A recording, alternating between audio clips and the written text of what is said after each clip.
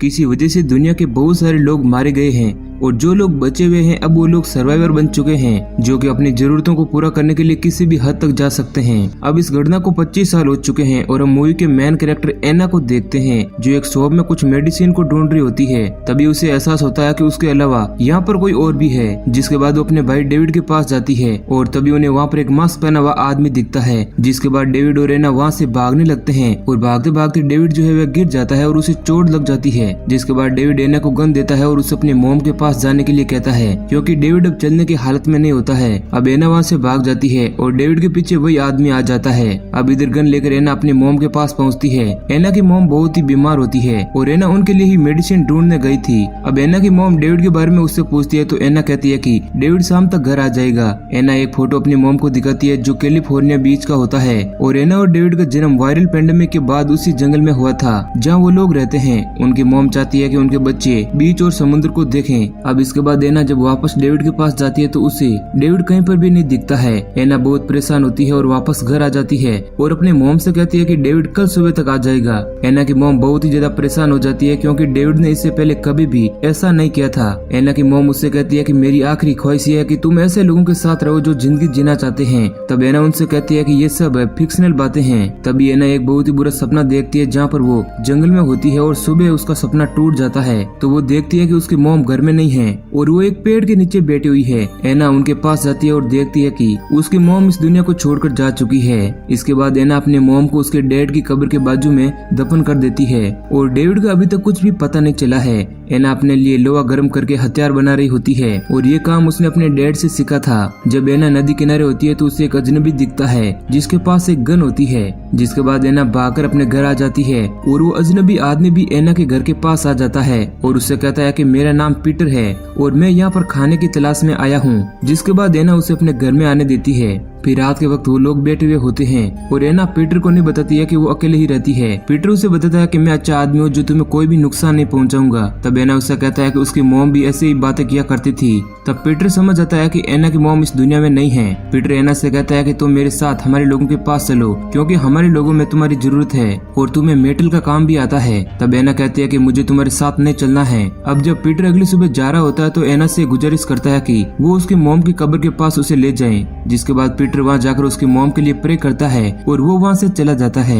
इधर एना घर में बैठकर सोचती है कि उसने एक गलत फैसला ले लिया है और अगली सुबह एना के गेट पर एक फूल लगा हुआ होता है और वो समझ जाता है कि वो फूल पीटर ने ही लगाया है और वो उसके पास जाती है। जिसके बाद वो पीटर के लोगों के साथ रहने का फैसला कर लेती है और जब वो सफर कर रहे होते हैं तो उन्हें कुछ बहुत ही खतरनाक लोग दिखते हैं। एना का पहली बार उनसे सामना होता है। अब रात के वक्त पीटर एना से कहता है कि जब वायरल पेंडेमिक आया तो वो 8 साल का था और फिर एना उसके साथ अपने अतीत की बातें शेयर करती है और वो कहती है कि उसके डैड इन्फेक्टेड हो गए थे और हम पर अटैक कर रहे थे। तब उसकी मॉम ने उसके डैड को मार दिया और फिर अगली सुबह वो लोग आगे बढ़ते हैं जहाँ पर पीटर का पैर एक ट्रैप में आ जाता है जहाँ पर एना को लगता है कि ये काम उन्हीं खतरनाक लोगों का है जो उनका पीछा कर रहे हैं। लेकिन पीटर कहता है कि ये उनका स्टाइल नहीं है और फिर वो एक कैंप लगाते हैं। अब अगली सुबह पीटर को एक बूढ़ा आदमी दिखता है और एना भी वहाँ पर आ जाती है और वो उस बूढ़ा आदमी के पास जाने के लिए कहती है। पीटर एना से कहता है कि शायद ये कोई एक जाल हो सकता है। तब एना कहती है कि शायद ये बूढ़ा आदमी अच्छा हो जिस तरह उसकी मॉम कहा करती थी और फिर वो दोनों उस बूढ़ा आदमी के पास जाते हैं और उसका बेटा झाड़ियों में छिपा हुआ होता है। यानी पीटर का शक सही होता है और ये एक जाल होता है। वो बूढ़ा आदमी पीटर से कहता है कि मैं तुम्हारे कम्युनिटी के लोगों के पास जा चुका हूँ।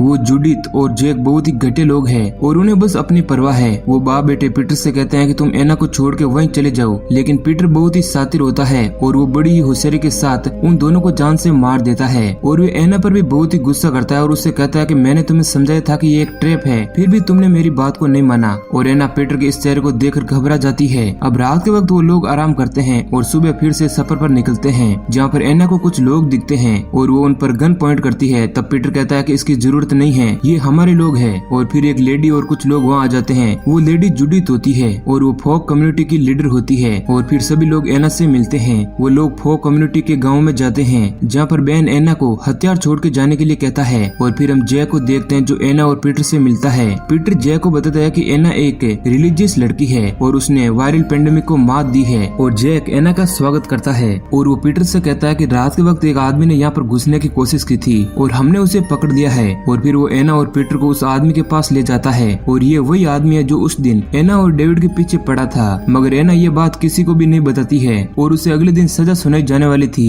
और फिर पीटर एना को उसका रूम दिखाता है। उस रूम में बहुत सारी किताबें होती है और एना को किताबें पढ़ना बहुत ही पसंद होता है। इसके बाद बेन और पीटर आपस में बातें करते हैं। बेन पीटर से कहता है कि हमें उस बेसरकस आदमी को छोड़ देना चाहिए, क्योंकि अगर उनके आदमियों ने हम पर अटैक किया तो हमारे पास इतना साधन नहीं है कि हम उनसे लड़ सकें। और फिर पीटर, जूडी, जैक और बेन बैठे हुए होते हैं और 3 वोट के साथ डिसाइड होता है कि उस बेसरकस आदमी को कल मार दिया जाएगा और बेन इस फैसले के हक में नहीं होता है। और जब रात के वक्त एना बुक पढ़ रही होती है तो वहाँ पर जूडी आ जाती है और वे एना से बातें करती है और उस दिन हुई दुर्घटना के बारे में एना से पूछती है कि वो आदमी कौन था। तब एना कहती है कि वो आदमी तुम्हें और जय को जानते हैं और उन लोगों ने तुम्हें घटिया कहा है। जूडी एना से कहती है कि क्या तुमने उनकी बात को मान लिया? तो एना वहाँ से उठकर जाने लगती है। तब जूडी एना से कहती है कि पीटर तुम्हें यहाँ पर लेकर आया है, मगर तुमसे पहले पीटर पर हक मेरा है और तुम उसे अपना मत समझना। अब एना को जूडी का ये बर्ताव बिल्कुल भी अच्छा नहीं लगता है। और जब सभी लोग बैठे हुए होते हैं तो पीटर जैक से कहता है कि हमें एना को फिर से बप्टाइज करना होगा। तब एना कहती है कि वो पहले से ही बप्टाइज है और वो दोनों एक दूसरे को पसंद भी करने लगते हैं। अब रात वक्त बेन एना के रूम में आता है। तब एना कहती है कि तुम यहाँ पर क्या कर रहे हो? तब बेन कहता है कि अगर तुम्हें किसी भी चीज की जरूरत हो तो तुम मुझसे कह सकती हो।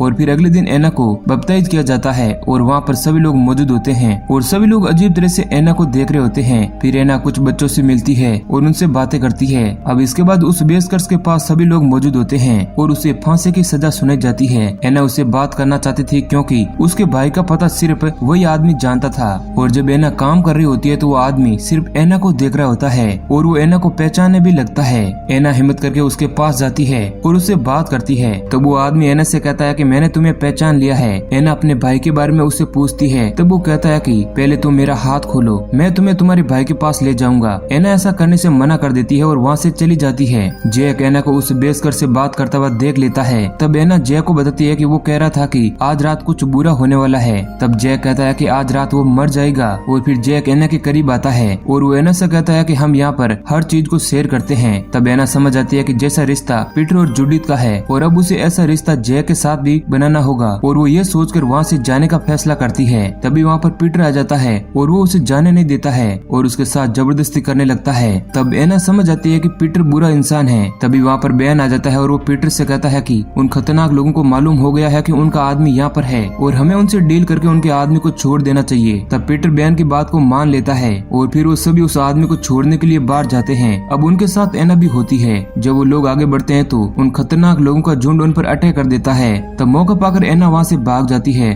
और एक आदमी एना पर अटैक कर देता है और वो आदमी कोई और नहीं बल्कि डेविड होता है और उसने उन खतरनाक लोगों के ग्रुप को ज्वाइन कर लिया था। डेविड एना को उन बेसरकस लोगों से बचाने के लिए उसके सिर पर मारकर उसे बेहोश कर देता है। और रात के वक्त जब एना की आंख खुलती है तो वो देखती है कि बेसरकस बेन को जान से मार देते हैं। और फिर वे लोग डेविड को बहुत ही पीटते हैं क्योंकि डेविड ने एना की भागने में मदद की थी। और तभी एना एक बेसरकस पर गन पॉइंट कर देती है। डेविड एना से गन छीन कर उस पर ही पॉइंट कर देता है और कहता है कि मैं इन्हीं लोगों से बिलोंग करता हूँ। और फिर डेविड बड़ी होशियारी से उस बेसरकस को मार देता है और उसे वहाँ से जाने के लिए कहता है क्योंकि अब वो उसके साथ नहीं आ सकता। तभी जंगल में एना को पीटर मिलता है और वो अपने कम्युनिटी को जलता हुआ देखकर बहुत ही परेशान होता है और वो एना के साथ जबरदस्ती करता है और गलती से गन चल जाती है जिसमें पीटर की मौत हो जाती है। और फिर एना उस कम्युनिटी में जाती है जहाँ पर जय को क्रॉस पर लटकाया गया था और जूडी तभी भी जिंदा होती है और वो दोनों जय को क्रॉस से उतारते हैं जहाँ पर जूडिथ को अपनी गलती का एहसास हो जाता है। और फिर एना वहाँ से चली जाती है। जूडिथ एना को रोकती है और कहती है कि तुम कहाँ पर जा रही हो? तब एना कहती है कि वह समुद्र को देखना चाहती है। तब जूडिथ कहती है कि अब अच्छे लोग इस दुनिया में नहीं बचे हैं। तब एना जाते जाते जूडिथ से कहती है कि हमें सपने हमेशा देखते रहना चाहिए और हमेशा उम्मीद को जिंदा रखना चाहिए। और इसी सीन के साथ मूवी एंड हो जाती है। तो दोस्तों ये कहानी अगर आपको पसंद आई है तो वीडियो को लाइक जरूर करना। ऐसे ही और इंटरेस्टिंग वीडियो पाने के लिए हमारे चैनल को सब्सक्राइब करें।